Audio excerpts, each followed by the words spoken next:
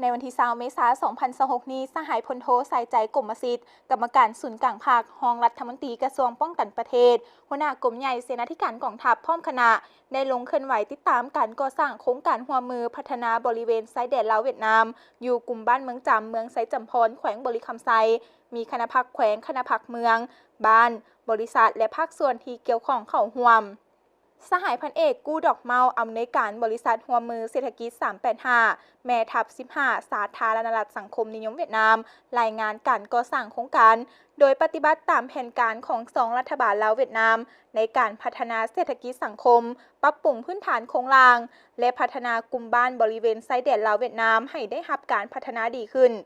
โครงการก่อสร้างพื้นฐานโครงสร้างระบบชลประทานเพื่อสุมใส่ในการปลูกฝังเลี้ยงสัตว์โครงการพัฒนาเส้นทางคมนาคมแต่เมืองเข้าหากลุ่มบ้านและบรรดาบ้านต่อบ้านก่อสร้างระบบชลประทานก่อสร้างเขื่อนเปตงเสริมเหล็กระบบท่อส่งน้ำของเมืองหับไซน้ำเข้าทงนา50 เฮกตาร์โครงการก่อสร้างตลาดกสิกรรมและก่อสร้างสโมสรกลุ่มบ้านและห้องการบ้านประกอบเครื่องหับไซอุปกรณ์เทคนิคก่อสร้างเรือนครัวห้องอาหารสร้างให้นักเรียนอนุบาลเพิ่มเติมระบบไฟฟ้าให้ห้องเรียนเก่าจำนวน2 หลังซ่อมแปลงห้องเรียนให้นักเรียนชั้นประถม1 หลังซ่อมแปลงห้องเรียนอนุบาลก่อสร้างห้องเรียนใหม่ให้นักเรียนอนุบาล